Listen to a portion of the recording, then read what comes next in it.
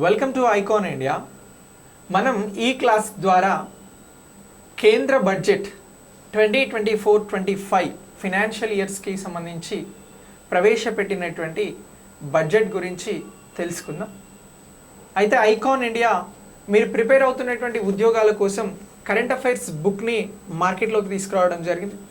ఈ బుక్ అనేది మీకు 6 monthsకి సంబంధించిన కరెంట్ అఫైర్స్ని కవర్ చేస్తుంది.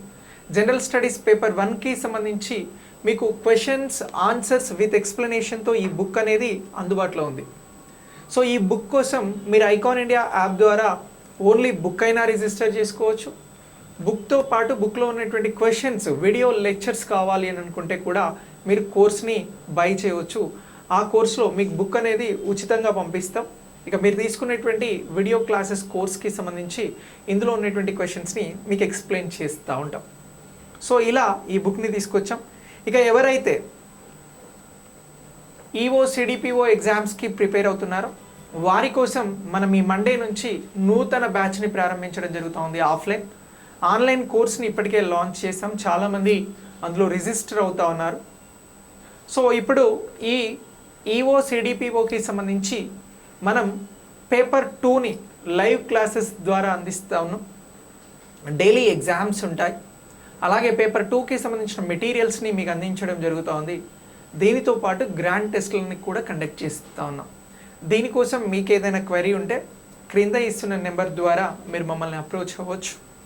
ఐకాన్ ఇండియా ఆఫ్లైన్లో జాయిన్ అవ్వాలి అని అనుకునేటువంటి వారు pillar number 1171 Narayanaguda metro station దగ్గర ఉన్న మా ఆఫీస్కి వచ్చి అప్రోచ్ అవ్వచ్చు.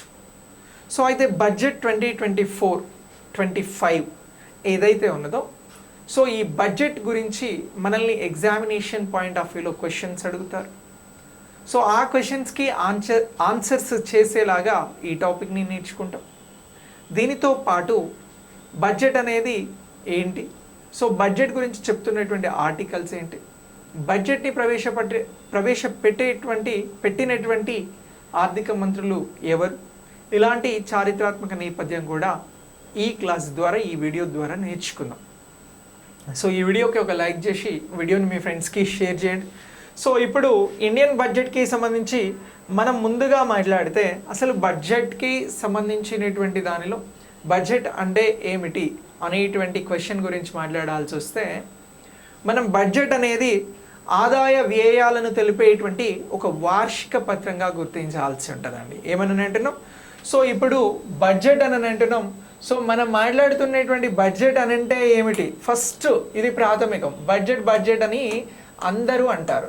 మరి ప్రైమరీగా బడ్జెట్ అనగా ఏమిటి అని చెప్పేసి ఎవరైనా మిమ్మల్ని క్వశ్చన్ అడిగారు అనుకోండి, మీరు చెప్పాల్సినది ఏంటి అని అంటే బడ్జెట్ అని అంటే బడ్జెటే కాదు, బడ్జెట్ అనేది దేశానికి సంబంధించినటువంటి ఆదాయ వ్యయాలను గురించి. ఆదాయం అని అంటే దేశానికి వచ్చేటువంటి ఇన్కమ్ అని అంటున్నాం. అలాగే వ్యయాలు అని అంటున్నాం, దేశం చేసేటువంటి ఎక్స్పెండిచర్ అని అంటున్నాం. సో ఈ ఆదాయ వ్యయాలను గురించి తెలిపే వార్షిక పత్రము అని అంటున్నాం. తెలిపే వార్షిక పత్రం, గుర్తుంచుకోండి, వార్షిక పత్రము అని అంటున్నాం. ఎందుకు వార్షిక పత్రము అని అంటున్నాం, సో దీనిని మనం ఎవ్రీ ఇయర్ కూడా ప్రవేశపెడతారు కేంద్ర ఆర్థిక మంత్రి ద్వారా. సో ఈ వార్షిక పత్రం ఎవరి ద్వారా వస్తుంది అని అంటున్నాం, ఆర్థిక మంత్రి ద్వారా ప్రవేశపెడతారు. సో ఇప్పుడు ఆర్థిక మంత్రిగా ఎవరున్నారు అని అంటే మనకి నిర్మలా సీతారామన్ గారు ఉన్నారండి. సో ఇప్పుడు నిర్మలా సీతారామన్ గారు ఏం చేశారు అని అంటే బడ్జెట్ని ప్రవేశపెట్టడం జరిగింది. సో ఎక్కడ బడ్జెట్ని ప్రవేశపెట్టారు అని అంటే పార్లమెంట్లో ప్రవేశపెట్టారు. ఏ ఇయర్కి సంబంధించి ఈ బడ్జెట్ని ప్రవేశపెట్టారు అని అంటున్నాం, 2024-25 ఆర్థిక సంవత్సరం. ఆర్థిక సంవత్సరం అనగా ఏప్రిల్ 1న ప్రారంభమవుతుంది, 2024, 2025 మార్చి 31న ఎండ్ అవుతుంది. సో ఇలా ఈ ఇయర్కి సంబంధించి ఆర్థిక మంత్రి గారు నిర్మలా సీతారామన్ గారు ఆదాయ వ్యయాలను తెలిపే వార్షిక పత్రాన్ని పార్లమెంట్లో లోక్సభలో ప్రవేశపెట్టారు. కాబట్టి సో ఇలా ప్రవేశపెట్టినటువంటి దీనినే మనం బడ్జెట్ అని అంటున్నాం. సో ఇప్పుడు బడ్జెట్కి పార్లమెంట్ ఆమోదం వస్తుంది. దాని ప్రకారం కేంద్ర ప్రభుత్వం ఏం చేస్తుంది, ఇండియన్ బడ్జెట్కి సంబంధించిన ఆదాయ వ్యయాలను గురించి చాలా వివరణాత్మకంగా మనకు చెప్పడంతో పాటు దాన్ని ఖర్చు పెడుతుంది, అలాగే ఆదాయాన్ని సమకూర్చుకుంటుంది అని చెప్పేసి మనం మాట్లాడుతా ఉన్నాం. మరి ఈ బడ్జెట్కి సంబంధించి, బడ్జెట్ అంశాలకి సంబంధించి మనకు కాన్స్టిట్యూషన్ ఉన్నది, రాజ్యాంగం ఉంది. సో ఇప్పుడు ఈ రాజ్యాంగం ఏమైనా చెప్తా ఉందా? ఒకవేళ క్వశ్చన్ ఇలా కూడా అడగవచ్చు. ఇటీవల ఆర్థిక మంత్రి నిర్మలా సీతారామన్ గారు బడ్జెట్ని ఇంట్రడ్యూస్ చేయడం జరిగింది, ప్రవేశపెట్టడం జరిగింది. దీనిని గురించి తెలిపే ఆర్టికల్ని గుర్తించండి అని అడుగుతారు. అలా అడుగుతే మీరు చెప్పాల్సినటువంటి ఆర్టికల్ ఏంటి అని అంటే 112 అని చెప్పాలి. సో ఇప్పుడు బడ్జెట్ గురించి లేదా వార్షిక పత్రం గురించి తెలిపే, బడ్జెట్ గురించి తెలిపే ఆర్టికల్ ఏది? బడ్జెట్ గురించి తెలిపే ఆర్టికల్ ఏది? గురించి తెలిపే ఆర్టికల్ ఏది అని చెప్పేసి క్వశ్చన్ అడిగారు అనుకోండి. ఈ ఆర్టికల్ గురించి అడిగితే 112 సబ్ క్లాస్ 1 అని అంటున్నాం, రైట్? సో ఇలా ఇగో ఈ ఆర్టికల్ అనేటువంటి దానిని గుర్తుంచుకోండి, ఇంపార్టెంట్. వార్షిక పత్రం లేదా బడ్జెట్ గురించి తెలిపేటువంటి ఆర్టికల్ ఏమిటి అని అంటే, సో ఇది 112 సబ్ క్లాస్ 1 అనేటువంటిది బడ్జెట్ లేదా అంచనా వేసినటువంటి, కేంద్ర ప్రభుత్వానికి సంబంధించినటువంటి అంచనా వేసినటువంటి ఆదాయ వ్యయాలను గురించి, వచ్చే ఆదాయం వెళ్ళేటువంటి ఖర్చులను గురించి తెలిపేటువంటి ఆర్టికల్గా గుర్తుంచుకోవాలి. ఈ ఆర్టికల్ ఏం చెప్తా ఉంది అని అంటే, ప్రభుత్వం చేసేటువంటి ఖర్చులు, ప్రభుత్వానికి వచ్చేటువంటి ఆదాయం అనేది ప్రతి సంవత్సరం పార్లమెంట్లో సమర్పించాలి అని చెప్పేసి ఈ ఆర్టికల్ ద్వారా మనకు తెలుస్తూ ఉంది అనేటువంటి అంశాన్ని ఇక్కడ గుర్తుంచుకోవాలి, రైట్? సో ఇలా ఈ 112 అనేటువంటి article sub class 1, 112 sub class 2కి సంబంధించినటువంటివి ఆదాయ వ్యయాలను గురించి చెప్పేటువంటి ఆర్టికల్స్గా మనం గుర్తుంచుకోవాలి. ఇది బేసిక్ బడ్జెట్కి సంబంధించినటువంటి ఫండమెంటల్.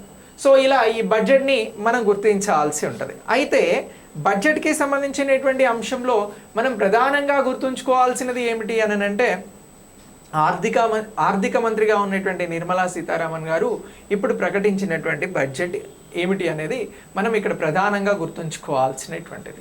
సో ఇప్పుడు ఆర్థిక మంత్రి నిర్మలా సీతారామన్ గారు బడ్జెట్ ప్రవేశపెట్టారు అని అంటున్నాం. అయితే ఇక్కడ నిర్మలా సీతారామన్ గారి గురించి ఒక 2-3 అంశాలు చెప్తాను. ఇవి కూడా మీరు గుర్తుంచుకోండి. ఏమైనా మీకు జీకే పాయింట్ ఆఫ్ వ్యూలో అడిగితే మనం ఆన్సర్ చేయడానికి అవకాశం అనేది ఉంటుంది. సో ఇప్పుడు ఆర్థిక మంత్రి నిర్మలా సీతారామన్ గారు, ఫినాన్స్ మినిస్టర్ గారు బడ్జెట్ని ప్రవేశపెట్టారు. ఇటీవల 2024-25 ఎన్నవ బడ్జెట్ని ప్రవేశపెట్టారు అని అడుగుతారు. అలా అడిగితే మీరు చెప్పాల్సినది ఏంటి అని అంటే, 6వసారి, ఎన్నవసారి అని అంటున్నాం, 6వసారి బడ్జెట్ని నిర్మలా సీతారామన్ గారు 2024-25 సంవత్సరానికి సంబంధించి ప్రవేశపెట్టడం జరిగింది అనేటువంటి అంశాన్ని ఇక్కడ క్లియర్గా గుర్తుంచుకోండి, రైట్? సో ఇప్పుడు మరి ఎన్నిసార్లు మధ్యంతర బడ్జెట్ని ప్రవేశపెట్టారు అని అంటే, ఒకసారి ప్రవేశపెట్టడం జరిగింది. దీన్నే మనం ఒకసారి మధ్యంతర బడ్జెట్ని ప్రవేశపెట్టారు అని గుర్తుంచుకోవాలి. ఏ బడ్జెట్ అని అంటున్నాం? మధ్యంతర బడ్జెట్ని ప్రవేశపెట్టారు. ఎవరు ప్రవేశపెట్టారు అని అంటే, నిర్మలా సీతారామన్ గారు ప్రవేశపెట్టారు అని అంటున్నాం. సో ఇలా 6వసారి బడ్జెట్ని ప్రవేశపెట్టడం జరిగింది అని అంటున్నాం. అయితే నిర్మలా సీతారామన్ గారు 5 సార్లు కంటే ఎక్కువ సార్లు బడ్జెట్ని ప్రవేశపెట్టినటువంటి వారి జాబితాలో ఉన్నారా అని అంటే, ఉన్నారు అని చెప్పేసి గుర్తుంచుకోవాలి. భారతదేశంలో ఎక్కువ సార్లు బడ్జెట్ని ప్రవేశపెట్టినటువంటి వారు మొరార్జీ దేశాయ్ గారు 10 సార్లు బడ్జెట్ని ప్రవేశపెట్టడం జరిగినది. సో ఆ తర్వాత మనకి భారతదేశానికి రాష్ట్రపతిగా వర్క్ చేసినటువంటి ప్రణబ్ ముఖర్జీ గారు కూడా ఎక్కువ సార్లను బడ్జెట్ను ప్రవేశపెట్టడం జరిగినది. 8 సార్లు బడ్జెట్ని ప్రవేశపెట్టాడు అని గుర్తుంచుకోవాలి. ప్రణబ్ ముఖర్జీ గారు రాజ్యసభ సభ్యుడిగా ఉంటూ బడ్జెట్ను ప్రవేశపెట్టాడు అనేటువంటి అంశాన్ని కూడా మనం ఇక్కడ ప్రత్యేకంగా గుర్తించాల్సి ఉంటుంది. ఓకే, సో ఇక నెక్స్ట్ దీని తర్వాత మన్మోహన్ సింగ్ గారు, దేశానికి ప్రధానమంత్రిగా చేసినటువంటి మన్మోహన్ సింగ్ గారు కూడా బడ్జెట్ని ప్రవేశపెట్టడం జరిగింది 5 సార్లు కంటే ఎక్కువ. యశ్వంత్ సిన్హా గారు కూడా 5 సార్లు కంటే ఎక్కువగా బడ్జెట్ని ప్రవేశపెట్టారు. 8 సార్లు బడ్జెట్ని ప్రవేశపెట్టడం జరిగింది. ఇక పి చిదంబరం గారు 9 సార్లు బడ్జెట్ని బడ్జెట్ని ప్రవేశపెట్టడం జరిగింది ఆర్థిక మంత్రిగా. అరుణ్ జైట్లీ గారు కూడా 5 సార్లు కంటే ఎక్కువ సార్లు బడ్జెట్ని ప్రవేశపెట్టారు అనేటువంటి అంశాలను గుర్తుంచుకోవాలి. ఇలా ఆర్థిక మంత్రులు ఎవరు 5 సార్లు కంటే ఎక్కువ సార్లు బడ్జెట్ని ప్రవేశపెట్టడం జరిగిందంటే వీరందరి పేర్లను మనం చెప్పాల్సి ఉంటుంది. అయితే ఇక్కడ మొదటి ఆర్థిక మంత్రిగా బడ్జెట్ని ప్రవేశపెట్టినటువంటి మహిళ ఎవరు అని అంటే ఇందిరాగాంధీ అని చెప్పాలి. ఆ తర్వాత ఎక్కువ సార్లు బడ్జెట్ని ప్రవేశపెట్టిన ఆర్థిక మహిళా మంత్రి ఎవరు అని అంటే మహిళకి సంబంధించి ఆర్థిక మంత్రిగా ఉన్నటువంటి వారు ఎవరు అని అంటే ఇక్కడ మనం నిర్మలా సీతారామన్ గారిని గుర్తుంచుకోవాల్సి ఉంటుంది. సో ఇలా ఈ అంశం అనేది మనకు ముఖ్యమైనటువంటి అంశం. అయితే ఇప్పుడు ప్రవేశపెట్టినటువంటి 2024-25 బడ్జెట్ గురించి మాట్లాడాల్సి వస్తే ఏమనంటున్నాం, 2024-25 బడ్జెట్ గురించి మాట్లాడాల్సి వస్తే మనం ఇక్కడ మాట్లాడాల్సినటువంటి అంశాలు కొన్ని ఉన్నాయి. సో ఇప్పుడు ప్రవేశపెట్టినటువంటి ఈ బడ్జెట్లో ప్రధానంగా దేనిని గురించి ప్రస్తావించడం జరిగింది ఈ బడ్జెట్లో అంటే ఇప్పుడు ఇటీవల అంటే మనకి ఫిబ్రవరి నెలలో మధ్యంతర బడ్జెట్ అనేది వచ్చిందండి. సో మధ్యంతర బడ్జెట్ అనేది ఒకటి తీసుకురావడం జరిగింది. దీనినే మనం ఇంట్రీమ్ బడ్జెట్ అని అన్నాం. మధ్యంతర బడ్జెట్ అనేది ఎలక్షన్ ఇయర్స్ ఎప్పుడైతే వస్తాయో, లోక్సభకి సంబంధించినటువంటి ఎలక్షన్ ఇయర్ ఎప్పుడైతే వస్తుందో ఆ ఇయర్లో ఎలక్షన్స్ జరిగే కంటే ముందు ప్రవేశపెట్టేదే మధ్యంతర బడ్జెట్. ఎందుకు అని అంటే ఎలక్షన్స్ వస్తాయి, తర్వాత ప్రభుత్వాలు ఏవి ఉంటాయి ఏంటి అనేది చూసుకొని మళ్ళీ పూర్తి స్థాయి బడ్జెట్ని తీసుకొస్తారు. ఇప్పుడు ఫిబ్రవరిలో మనకి మధ్యంతర బడ్జెట్ అనేది వచ్చింది. సో మధ్యంతర బడ్జెట్లో 4 అంశాలకి ప్రధానమైనటువంటి ప్రాధాన్యతనిచ్చారు. ఏ 4 అంశాలు అనేది అని అంటే గుర్తుంచుకోండి, క్వశ్చన్ ఇలా అడగడానికి అవకాశం ఉంటుంది. సో మధ్యంతర బడ్జెట్కి సంబంధించి ఒకటి గరీబ్ అని అంటున్నాం, పేదలకి ప్రాధాన్యత ఇస్తున్నాము అని చెప్పేసి మధ్యంతర బడ్జెట్లో చెప్పారు. దీనితో పాటు ఇంకెవరు అని అంటే మహిళలకి ప్రాధాన్యత ఇస్తున్నాము అన్నారు. ఎవరికి అని అంటున్నాం, మహిళలు. ఆ తర్వాత మరెవరికి ప్రాధాన్యత ఇచ్చారు అని అంటే యువతకి ప్రాధాన్యత ఇవ్వడం జరిగింది. ఎవరికి అని అంటున్నాం, యువతకి ప్రాధాన్యతనిచ్చారు. దీనితో పాటు మరెవరికి అని అంటే రైతులకి ప్రాధాన్యతనివ్వడం జరిగింది. సో ఇది మధ్యంతర బడ్జెట్కి సంబంధించి ప్రాధాన్యతను ఇచ్చినటువంటి క్రమం. సో ఇప్పుడు ఈ బడ్జెట్ అనేది మనకి ఎప్పుడు వచ్చింది, మధ్యంతర బడ్జెట్ అని అంటే ఇది ఫిబ్రవరిలో వచ్చిందండి. సో ఇప్పుడు ఫిబ్రవరిలో వచ్చినటువంటి మధ్యంతర బడ్జెట్కి కొనసాగింపుగా అంటే ప్రాధాన్యత ఇచ్చినటువంటి ఈ అంశాలను కొనసాగిస్తాము అని చెప్పేసి ఎవరు చెప్పారు అని అంటే ఆర్థిక మంత్రి గారు చెప్పడం జరిగింది. సో ఆర్థిక మంత్రి గారు ఏమన్నారు, మేము ఏదైతే మధ్యంతర బడ్జెట్లో ఇచ్చినటువంటి ప్రాధాన్యత అంశాలు పేదలు, మహిళలు, యువత, రైతులు ఉన్నారు, వీరికి ప్రాధాన్యతను ఇస్తూనే కొత్తగా ఏం చేస్తాము అని అంటే ఈ బడ్జెట్ ద్వారా ఇప్పుడు ప్రవేశపెట్టిన 2024-25 పూర్తి స్థాయి బడ్జెట్ ద్వారా ఉపాధికి, నైపుణ్యానికి, ఎంఎస్ఎంఈ రంగానికి ప్రాధాన్యతను ఇస్తూ మధ్యతరగతికి సంబంధించినటువంటి వారిపైన ఎలాంటి భారం లేకుండా చూస్తాము అని అన్నారు. ఇగో ఇది వెరీ వెరీ ఇంపార్టెంట్ థీమ్ అని కూడా గుర్తుంచుకోండి. సో ఇప్పుడు ఈ బడ్జెట్కి సంబంధించినటువంటి థీమ్ ఏమిటి అని అడుగుతారు. మనం ఇక్కడ మాట్లాడింది మధ్యంతర బడ్జెట్, నేను దీంతో లింక్ చేస్తా ఉన్నా. థీమ్ ఏమిటి అని అంటే ఎవరైతే ఉపాధి పొందాలనుకుంటారో వారికి, అలాగే నైపుణ్యాభివృద్ధికి అలాగే దీంతో పాటు ఎంఎస్ఎంఈలకి. సో ఇలా ఎంఎస్ఎంఈలతో పాటు మరొక అంశం ఏంటి అని అంటే మధ్యతరగతి వారికి. ఎవరికి అని అంటున్నాం, మధ్యతరగతి వారిపై ఎలాంటి వీరందరికీ సహకరించే మధ్యతరగతి వారికి సహకరించేలాగా బడ్జెట్ ఉంటుంది అని చెప్పేసి ఆర్థిక మంత్రి నిర్మలా సీతారామన్ గారు ప్రకటించడం జరిగింది అనేటువంటి అంశాన్ని ఇక్కడ మనం గుర్తుంచుకోవాలి. సో మరి ఇలా ప్రకటించినటువంటి ఈ బడ్జెట్లో ప్రాధాన్యత అంశాలు ఏమిటి? ఇక్కడ మనం చెప్పాం కదా సార్, ప్రాధాన్యత అంశాలు అని అంటే ఇవి మధ్యంతర బడ్జెట్వి. ఇప్పుడు వీటికి ప్రాధాన్యతను ఇస్తూనే ఉపాధి, నైపుణ్యాభివృద్ధి, ఎంఎస్ఎంఈ, మధ్యతరగతి వారికి ఎలాంటి ఇబ్బంది లేకుండా అన్ని రంగాల కోసం పాటుపడతాము అని చెప్పారు. కానీ మనల్ని క్వశ్చన్ ఎలా అడుగుతారు అని అంటే 2024-25కి సంబంధించినటువంటి బడ్జెట్ ప్రాధాన్యత ఏమిటి అని అడుగుతారు. 2024-25 బడ్జెట్ ప్రాధాన్యత ఏమిటి అని అడుగుతారు. బడ్జెట్ ప్రాధాన్యత ఏమిటి అని అడుగుతారు. సో ఇలా బడ్జెట్ ప్రాధాన్యతను గురించి అడిగితే మనం ఆన్సర్ అనేది క్లియర్గా చెప్పాలి. మనకి వీక్షిత్ భారత్ని సాధించడానికి దేన్ని అని అంటున్నాం, వీక్షిత్ భారత్ అని అంటున్నాం.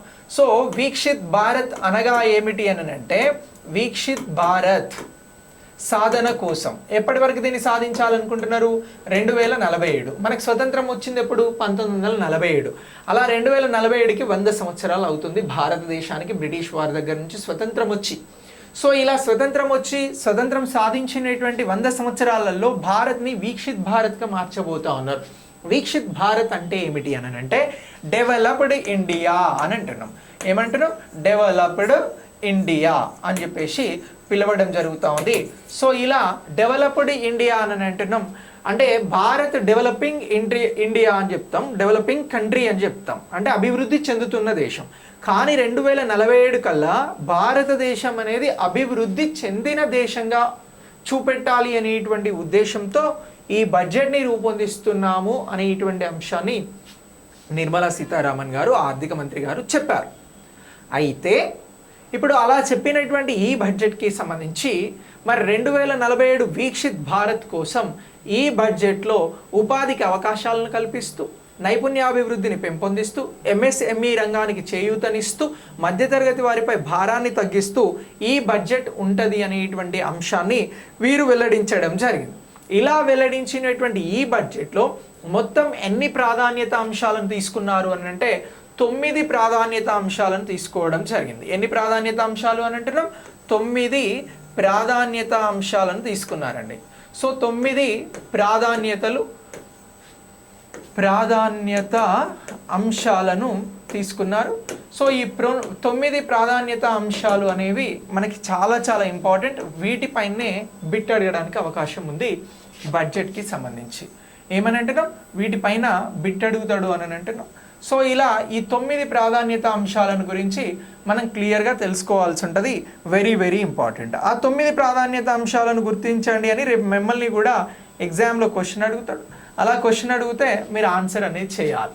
సో ఇప్పుడు 9 ప్రాధాన్యతలలో ప్రాధాన్యత నెంబర్ 1 ఏంటి అని అంటే, వ్యవసాయంలో ఉత్పాదకతను పెంచాలి అనేటువంటి అంశాన్ని ప్రయారిటీగా పెట్టుకోవడం జరిగింది. వ్యవసాయ ఉత్పాదకత అనేది ఇక్కడ ప్రాధాన్యత అంశంగా ఉంది. అలాగే వ్యవసాయ స్థితిస్థాపకత అనేటువంటి అంశాన్ని, అంటే వ్యవసాయానికి ఒక స్టెబిలిటీని ఇచ్చి, ఒక స్థిరత్వాన్ని ఇచ్చి, అందులో ఉత్పాదకతకు అంటే ఉత్పత్తికి అవసరమయ్యేటువంటి ఉత్పాదకత ఏదైతే ఉంటాయో, ఆ వనరులు ఏవైతే ఉంటాయో వాటిని పెంపొందించేందుకు ఇక్కడ ప్రయత్నం చేస్తాము. అంటే వ్యవసాయ రంగంలో అధిక దిగుబడిని ఇచ్చేటువంటి వంగడాలను కూడా సృష్టిస్తాము అని చెప్పేసి మొదటి ప్రాధాన్యత అంశంలో ఆర్థిక మంత్రి నిర్మలా సీతారామన్ గారు చెప్పడం జరిగింది. దీనికోసం అధిక దిగుబడిని ఇచ్చేటువంటి 109 రకాల వంగడాలను సృష్టిస్తాము అని అన్నారు. అలాగే వ్యవసాయ రంగంలో చాలామంది రైతులు ఎలా అనంటే సహజ వ్యవసాయాన్ని చేసేందుకు ప్రోత్సాహం అందిస్తాము అని అన్నారు. అలా వ్యవసాయ ఉత్పాదకత మరియు స్థితిస్థాపకత కోసం వర్క్ చేస్తాము అని చెప్పేసి దీన్ని మొదటి ప్రాధాన్యతగా తీసుకోవడం జరిగింది. ఈ ప్రాధాన్యత అంశాన్ని గుర్తుంచుకోవాల్సి ఉంటుంది. ఇక రెండవది ఏంటి అని అంటే ఉపాధి నైపుణ్యము అని అంటున్నాం. సో రెండవ అంశం ఉపాధి నైపుణ్యము అని అంటున్నాం. సో ఉపాధి అనేది ఎలా లభిస్తుంది అని అంటే నైపుణ్యం ఉంటేనే ఉపాధి అనేది ఇక్కడ లభిస్తుంది. సో దీనికోసం కూడా కృషి చేస్తాము అని చెప్పేసి ఈ బడ్జెట్లో ప్రకటించడం జరిగింది. ఇక నెక్స్ట్ మానవ వనరుల అభివృద్ధి మరియు సామాజిక న్యాయం కోసం పాటుపడతాము అని అన్నారు. మూడవ అంశం మానవ వనరుల అభివృద్ధి కోసం కృషి చేస్తాము అని చెప్పారు. దీంతో పాటు సామాజిక న్యాయం, సోషల్ జస్టిస్ అందరికీ అందేలా చేస్తాము అని చెప్పారు. అలాగే నెక్స్ట్ మరొకటి ఏంటి అని అంటే దేశంలో తయారీ రంగాన్ని, సేవల రంగాన్ని విస్తరిస్తాము అని చెప్పారు. ఏమంటున్నాం? తయారీ మరియు సేవల రంగాన్ని విస్తరిస్తాము, సేవల రంగం విస్తరిస్తాము అని చెప్పేసి చెప్పడం జరిగింది. ఇక నెక్స్ట్ ఐదవ అంశంగా ఏం చెప్పారు అని అంటే పట్టణ అభివృద్ధి అనేటువంటి అంశాన్ని తీసుకోవడం జరిగింది. ఐదవ అంశంగా పట్టణ అభివృద్ధి అని అంటున్నాం. సో అర్బన్ డెవలప్మెంట్ అనేది ఉంటుంది అని చెప్పారు. ఎవరైతే పేదలు ఉన్నారో వారికి ఇళ్లను నిర్మించి ఇస్తాము అని చెప్పేసి చెప్పడం జరిగింది. ఇక నెక్స్ట్ మరొకటి వచ్చి ఇంధన భద్రత లేదా శక్తి భద్రత. ఏమనంటున్నాం, ఇగో 6వ అంశం వచ్చి శక్తి భద్రతను ఇస్తాము అని చెప్పారు. సో అలాగే 7వ అంశం వచ్చి దేన్ని తీసుకోవడం జరిగింది అని అంటే మౌలిక సదుపాయాలను, ఇన్ఫ్రాస్ట్రక్చర్ డెవలప్మెంట్ని తీసుకున్నారండి.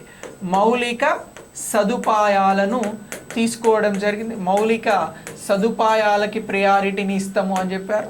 అలాగే 8వ అంశం వచ్చి ఏంటి అని అంటే ఆవిష్కరణలు, ఇన్నోవేషన్స్ని ప్రోత్సహించడంతో పాటు రీసెర్చ్ అండ్ డెవలప్మెంట్ ఉంటుంది అని చెప్పారు.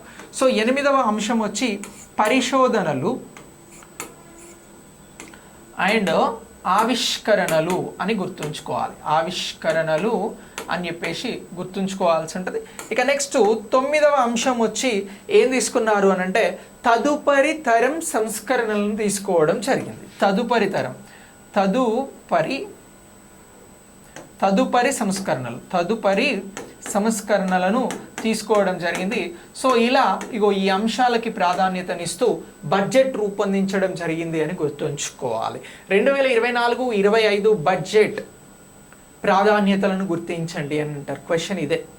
సో ఇలా ప్రాధాన్యతలను గుర్తించండి అని అంటే వ్యవసాయ ఉత్పాదకతకి ప్రాధాన్యతనిస్తానన్నారు, ఉపాధి నైపుణ్యాలకి ప్రాధాన్యతను, అలాగే మానవ వనరుల అభివృద్ధికి ప్రాధాన్యతను, తయారీ సేవల రంగానికి ప్రాధాన్యతను, పట్టణ అభివృద్ధికి ప్రాధాన్యత, శక్తి భద్రత, మౌలిక సదుపాయాలు, పరిశోధనలు, ఆవిష్కరణలు, తదుపరి సంస్కరణలకి కూడా ప్రాధాన్యతని ఇస్తూ ఈ బడ్జెట్ని రూపొందించడం జరిగింది అని చెప్పేసి మనం క్లియర్గా గుర్తించాల్సి ఉంటుంది. సో ఇలా ఈ బడ్జెట్ అనేది రూపొందించబడింది అనేటువంటి అంశాన్ని మనం ఇక్కడ గుర్తుంచుకున్నట్లయితే ఏమవుతుంది అని అంటే సో ప్రాధాన్యత అంశాలను మనం సులువుగా ఆన్సర్ చేయడానికి అవకాశం ఉంటుంది అనేది ఇక్కడ గుర్తుంచుకోవాలి. అయితే ఇప్పుడు సోషల్ జస్టిస్ అనేటువంటి ఒక మాట అన్నారు. సో ఇందులో భాగంగా మనం ఒక ప్రధానమైనటువంటి అంశం గురించి మాట్లాడాల్సి ఉంటుంది. సో ఏంటి అని అంటే ఎవరైతే గిరిజనులు ఉన్నారో, ట్రైబ్స్ ఉన్నారో, సో ఇలా వారికి సంబంధించి ఖచ్చితమైనటువంటి ఉద్దేశంతో పాటుపడతాము, కృషి చేస్తాము అని చెప్పారు.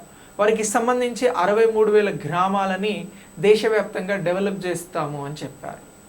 ఇక అన్ని వాతావరణ పరిస్థితులను తట్టుకుని నిలబడేటువంటి ఏదైతే రోడ్లు ఉంటాయో వాటిని నిర్మించేందుకు 25,000 గ్రామాలను ఆ విధంగా చేయబోతా ఉన్నాము అనేటువంటి అంశాన్ని కూడా ఈ బడ్జెట్ ద్వారా ప్రత్యేకంగా ప్రస్తావించడం జరిగింది. ఇక ఈ బడ్జెట్లో మరొక కీలకమైనటువంటి అంశం ఏంటి అని అంటే ఎవరైతే మధ్యతరగతి వారు ఉన్నారో వారికి ప్రాధాన్యతని ఇస్తాము అని చెప్పారు. ఆ ప్రాధాన్యతకి సంబంధించి ట్యాక్స్ పే చేయడం అనేది ఉంటుంది కదా వచ్చే ఆదాయానికి అనుగుణంగా.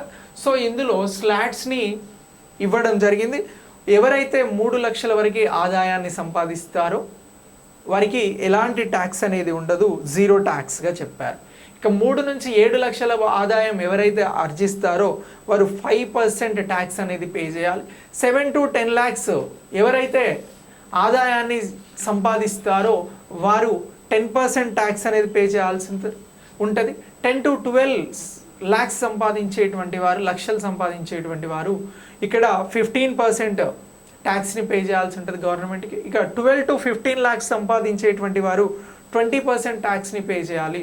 అలాగే ఎవరైతే 15 lakhs పైన సంపాదిస్తారో వారు 30% నుంచి ట్యాక్స్ని పే చేయాల్సి ఉంటుంది అని చెప్పేసి ఈ బడ్జెట్లో ప్రకటించడం జరిగింది.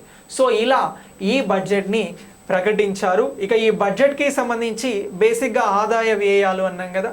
సో మనకి ఈ ఆదాయ వ్యయాలను గురించి వచ్చినప్పుడు ప్రభుత్వానికి వచ్చేటువంటి ఆదాయ వ్యయాలకి సంబంధించినటువంటి ఫిగర్స్ అనేటివి కూడా ఇస్తూ ఉంటారు.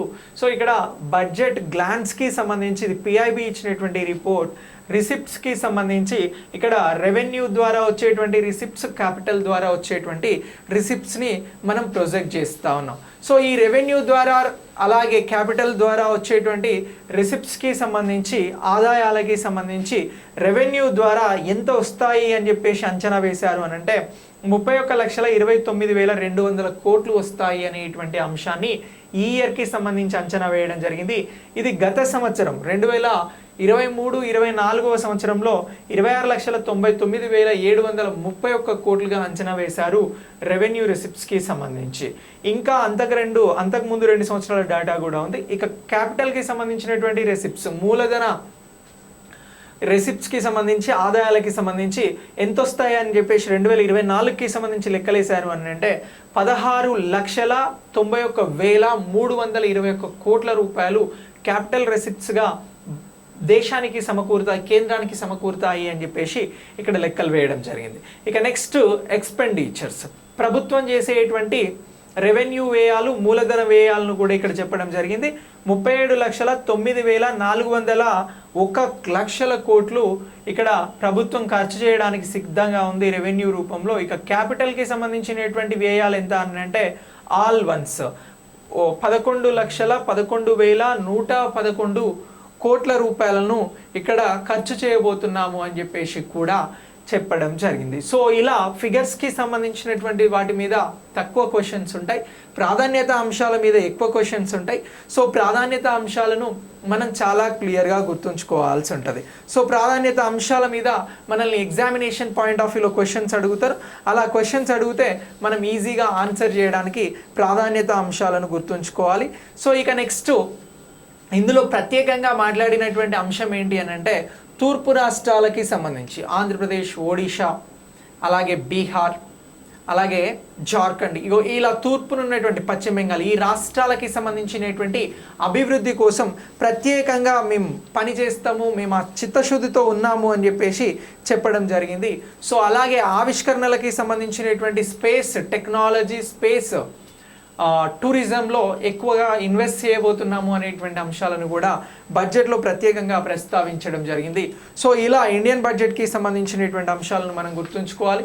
ఉపాధి నైపుణ్య అభివృద్ధికి ప్రథమ ప్రాధాన్యత ఇస్తున్నాము అని చెప్పినటువంటి ఈ బడ్జెట్లో ఎవరైతే ఎంప్లాయ్మెంట్ లింక్డ్ ఇన్సెంటివ్స్ అనేటువంటి దానికోసం కేంద్ర ప్రభుత్వం 3 పథకాలను ఎంప్లాయ్మెంట్ కోసం ఇంట్రడ్యూస్ చేయబోతా ఉంది. దేశంలో అన్ఎంప్లాయ్మెంట్ని తొలగిస్తేనే పేదరికం తొలగిపోతుంది కాబట్టి దానికోసం కృషి చేస్తుంది అనేటువంటి అంశాన్ని కూడా ప్రత్యేకంగా ప్రస్తావించడం జరిగింది. సో ఇలా బడ్జెట్ ఫిగర్స్కి సంబంధించిన అంశాలు, అలాగే ప్రాధాన్యత అంశాలు, బడ్జెట్కి సంబంధించినటువంటి చారిత్రాత్మక అంశాలను గురించి మనం ఈ క్లాస్ ద్వారా డిస్కస్ చేసినాం. 1947 నుంచి బడ్జెట్ని ప్రవేశపెడుతూ వస్తూ ఉన్నారు. మొట్టమొదటిసారి బడ్జెట్ని ప్రవేశపెట్టినటువంటి వారు ఎవరు అని అంటే ఆర్థిక మంత్రిగా మనం షణ్ముగం చెట్టి గారి పేరుని గుర్తుంచుకోవాలి. నవంబర్ 26న 1947లో బడ్జెట్ని ప్రవేశపెట్టినటువంటి ఆర్థిక మంత్రి ఎవరు అని అంటే షణ్ముగం చెట్టి అని చెప్పేసి గుర్తుంచుకోండి. బడ్జెట్ అనేది ఇప్పటి వరకు ఎన్నిసార్లు ప్రవేశపెట్టడం జరిగింది అని అంటే మీరు చెప్పాల్సినటువంటి అంశం. సో 1947 నుంచి బడ్జెట్ ప్రవేశపెడుతున్నారు. మొదటిసారి ప్రవేశపెట్టినటువంటి వారు ఎవరు అని అంటే షణ్ముగం చెట్టి అని అన్నాం. సో ఇప్పుడు పూర్తి స్థాయి బడ్జెట్లను ఇప్పటివరకు ఎన్నిసార్లు ప్రవేశపెట్టారు అని అంటే 75 సార్లు ప్రవేశపెట్టారు అనేటువంటి అంశాన్ని ఇక్కడ గుర్తుంచుకోవాల్సి ఉంటుంది ఈ బడ్జెట్తో కలిపి. మధ్యంతర బడ్జెట్లు ఎన్నిసార్లు ప్రవేశపెట్టారు అని అంటే 15 సార్లు మధ్యంతర బడ్జెట్ను ప్రవేశపెట్టడం జరిగింది అని చెప్పేసి గుర్తుంచుకోవాలి. ఇది మధ్యంతర బడ్జెట్ అని గుర్తుంచుకోండి. ఇది పూర్తి స్థాయి బడ్జెట్ అని చెప్పేసి గుర్తుంచుకోండి. పూర్తి స్థాయి బడ్జెట్ అని చెప్పేసి గుర్తుంచుకోండి, రైట్. సో ఇక నెక్స్ట్ మినీ బడ్జెట్స్ని కూడా ప్రవేశపెట్టడం జరిగింది. వాటిని ప్రత్యేకమైనటువంటి బడ్జెట్స్ అని అంటారు. సో ప్రత్యేక బడ్జెట్లు భారతదేశంలో ఎన్నిసార్లు ప్రవేశపెట్టడం జరిగింది అని అంటే 4 సార్లు ప్రవేశపెట్టడం జరిగింది అని చెప్పేసి గుర్తుంచుకోండి. ఇవి ప్రత్యేక బడ్జెట్స్, రైట్. సో ఇలా మినీ బడ్జెట్స్ అన్న ప్రత్యేక బడ్జెట్స్ అన్న ఒకటే. సో ఇలా ఈ అంశాలను గుర్తుంచుకోండి. ఈ పాయింట్ ఆఫ్ వ్యూలో జీకే పాయింట్ ఆఫ్ వ్యూలో క్వశ్చన్ అడిగితే 2024-25తో ప్రవేశపెట్టినటువంటి బడ్జెట్ అనేది పూర్తి స్థాయి బడ్జెట్. ఈ బడ్జెట్తో ఇప్పటివరకు భారతదేశంలో 75 సార్లు బడ్జెట్ ప్రవేశపెట్టడం జరిగింది అనేటువంటి అంశాన్ని ఇక్కడ మీరందరూ కూడా గుర్తించాల్సి ఉంటుంది. సో ఇలా ఈ బడ్జెట్కి సంబంధించినటువంటి అంశాలు అనేవి మనకు ముఖ్యమైనటువంటి అంశాలు. ఈ అంశాలలో ప్రాధాన్యతలను గురించి మనం రాసినటువంటి 9 పాయింట్స్ని గురించి గుర్తుంచుకోండి. చాలా చాలా ఇంపార్టెంట్. ఈ పాయింట్ ఆఫ్ వ్యూలో మీకు క్వశ్చన్ రావడానికి పక్కాగా అవకాశం ఉందండి. సో ఇంతకుముందు బడ్జెట్ని సప్తర్షి బడ్జెట్గా ప్రవేశపెట్టడం జరిగింది 2023-24. సో సప్తర్షి బడ్జెట్లో ఏ అంశాలకి ప్రాధాన్యతనిచ్చారు అని అంటే సమ్మిళిత వృద్ధికి ప్రాధాన్యతను ఇవ్వడం జరిగింది. చివరి వ్యక్తి వరకు లబ్ధినిస్తాము అనేటువంటి రెండవ ప్రాధాన్యతను ఇవ్వడం జరిగింది. మూడవ ప్రాధాన్యత వచ్చి మౌలిక సదుపాయాలు పెట్టుబడులు అన్నారు. ఇందులో కూడా మౌలిక సదుపాయాలకి సంబంధించినటువంటి అంశానికి ప్రయారిటీని ఇవ్వడం జరిగింది. ఇక నాలుగవది వచ్చి సామర్థ్యాల వెలికితీత అన్నారు. సింపుల్గా ఇక్కడ నైపుణ్యాల అభివృద్ధికి ప్రాధాన్యతని ఇవ్వడం జరుగుతూ ఉంది. అలాగే హరిత వృద్ధి అనేటువంటి అంశానికి ప్రాధాన్యతనివ్వడం జరిగింది. యువశక్తికి ప్రాధాన్యతనిచ్చారు. ఇక్కడ కూడా యువశక్తికి ప్రాధాన్యతనివ్వడం జరుగుతూ ఉంది. ఇక నెక్స్ట్ ఆర్థిక రంగ బలోపేతం కోసం కృషి చేస్తాము అన్నారు. సో ఇలా ఉన్నటువంటి ఈ బడ్జెట్ ఏమో సప్తర్షి బడ్జెట్ 2023-24. ఆ తర్వాత ఎన్నికలు వచ్చాయి కాబట్టి మధ్యంతర బడ్జెట్ వచ్చింది. మధ్యంతర బడ్జెట్లో 4 అంశాలకు ప్రాధాన్యతనిచ్చారన్నాం. ఎవరెవరికి ప్రాధాన్యతనిచ్చారు అని అంటే మహిళలకి ప్రాధాన్యతనిచ్చారు, యువతకి ప్రాధాన్యతనిచ్చారు, రైతులకి ప్రాధాన్యతనివ్వడం జరిగింది. సో దీనితో పాటు ప్రాధాన్యత పొందినటువంటి వారు ఇంకా ఎవరు అని అంటే ఇక్కడ మనం మాట్లాడినటువంటి బడ్జెట్కి సంబంధించిన దానిలో ఎవరికి ప్రాధాన్యతనిచ్చారు 4 అంశాలలో అని అంటే పేదలకి ప్రాధాన్యతనిచ్చారు. పేదలు, మహిళలు, యువత, రైతులు. ఇది మధ్యంతర బడ్జెట్. సప్తర్షి బడ్జెట్ ఏమో 2023-24. ఇప్పుడు 9 అంశాలతో తీసుకొచ్చినటువంటి బడ్జెట్ ఏంటి అని అంటే మనం ప్రస్తుతం మాట్లాడుతున్నటువంటి ఈ బడ్జెట్ అని చెప్పేసి గుర్తుంచుకోవాలి. సో ఇలా 3 బడ్జెట్ల గురించి అడిగినా మీరు చెప్పాలి. 2023-24 బడ్జెట్లో ఏ ప్రాధాన్యత అంశాలను తీసుకొచ్చారనంటే సప్తర్షి ప్రాధాన్యత. మధ్యంతర బడ్జెట్లో 4 అంశాలకి ప్రాధాన్యత. 2024-25లో 9 అంశాలకు ప్రాధాన్యత అనేటువంటి అంశాలని గుర్తుంచుకోండి. ఇలా ఈ బడ్జెట్ క్లాస్ అనేది మీకు ఎగ్జామినేషన్ పాయింట్ ఆఫ్ వ్యూలో ఉపయోగపడుతుంది. ఇలా ఇచ్చినటువంటి ఈ బడ్జెట్ నుంచి క్వశ్చన్స్ ఏ విధంగానైనా అడగచ్చు. బట్ ఏ విధంగా అడిగినా మీరు ఆన్సర్ చేసేలాగా ఉండండి. Thanks for watching. నెక్స్ట్ క్లాస్లో మళ్ళీ కలుద్దాం. మనం ఇస్తున్నటువంటి ఆన్లైన్ క్లాసెస్, ఆఫ్లైన్ క్లాసెస్ని మీరు ఐకాన్ ఇండియా యాప్ ద్వారా అలాగే నేరుగా ఐకాన్ ఇండియా ఆఫీస్ ద్వారా పొందవచ్చు. Thanks for watching.